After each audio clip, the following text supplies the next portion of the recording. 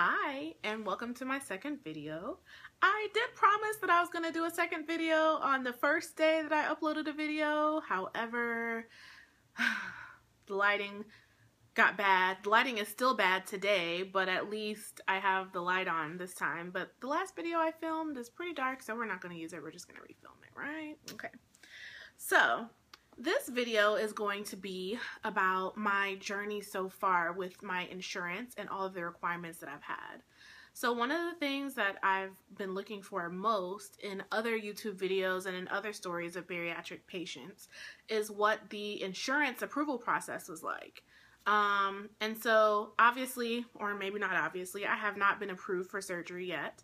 I'm still working on getting all of the requirements together with my surgeon's office to submit to Cigna, which is my insurance provider, to hopefully be approved to have surgery this May or April, but May probably, hopefully. And so I wanted to kind of go through what my process has been so far, but then I'm also going to do an update video later on in my journey to kind of say, this is how everything worked out, and, you know, kind of maybe a conclusion to this video. Because right now, I'm at the midway point, like almost exactly the midway point. So, I have Cigna, and excuse me while I have notes up on my iPad, and it's going to leave an awful glare on me, and on my glasses, so I apologize.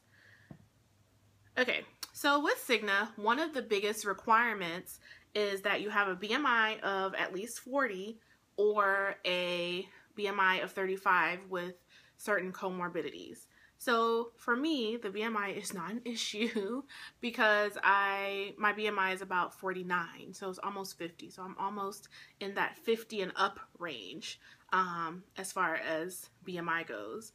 My weight as of today, I weighed in this morning, and my weight was 284.8. So that's a total loss of about 7.2 pounds. So in 2.8 more pounds, I will be at 10 pounds lost, which I know in this community is like not that much, but it's exciting for me because it's very hard for me to lose weight. I've never had like a lot of weight loss in my life, so I'm really excited about it, but going off on a tangent. So yeah, that's Cigna's #1 requirement, which I already meet just by being the size that I am. They also want you to have a physician-assisted or physician-supervised weight loss attempt. For me, this has probably been the most confusing part of the process because they want you to have at least three visits within a 3-month period or something. No, they want you to have this diet or this physician supervised diet needs to take place over a period of at least 3 months, or they give a number of days, but I don't remember the number of days that they give. But in my mind, from the beginning, I thought it was 3 visits, but it's actually 4 visits to fulfill this requirement by Cigna.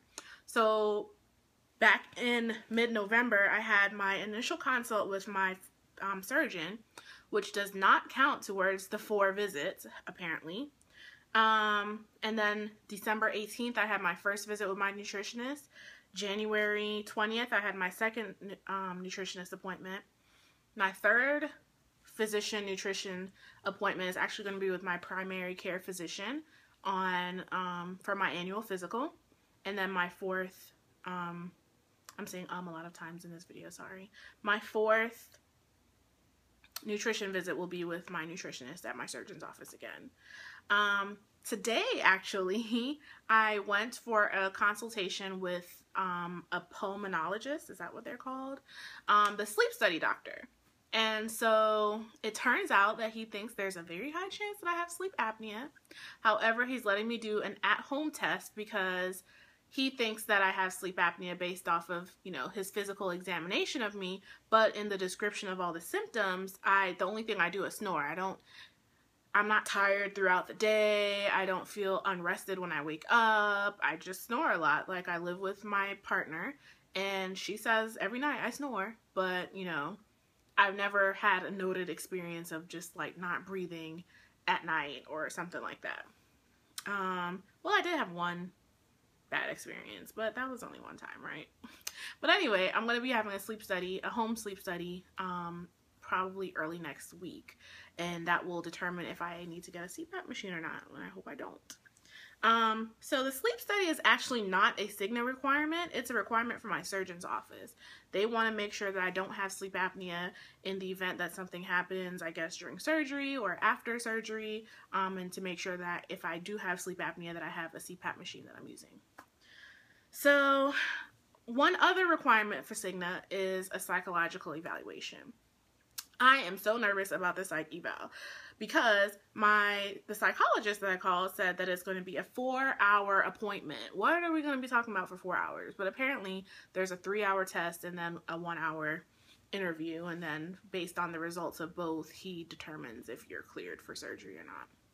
So we'll see how that goes, and I'll probably do an update after that, because that's actually on the same day as my annual physical, or my third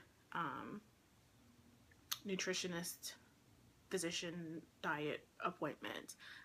So I'll have a lot to update that weekend. But those are really the only things that are required by Cigna that I know about.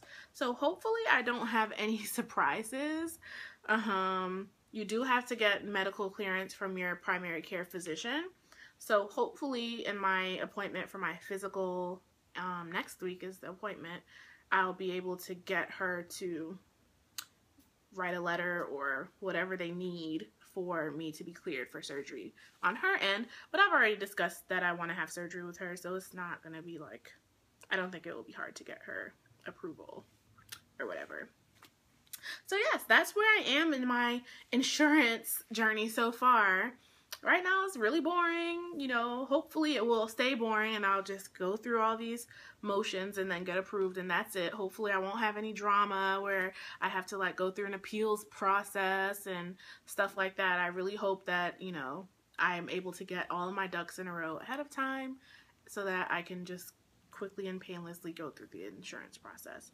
So expect an insurance process update in the future. Maybe once I get approved or don't get approved, I will come back and kind of share what has happened. But if anyone that comes across this video has any questions that they think I'll be able to answer based off of what I've experienced so far, please leave a comment below, ask a question, send me a message, and I'll be glad to answer or, you know, do a follow-up on this. But I don't think that I've shared anything that's groundbreaking or that anyone else doesn't already know. So, thank you for watching once again, and I will see you on my next video. Bye!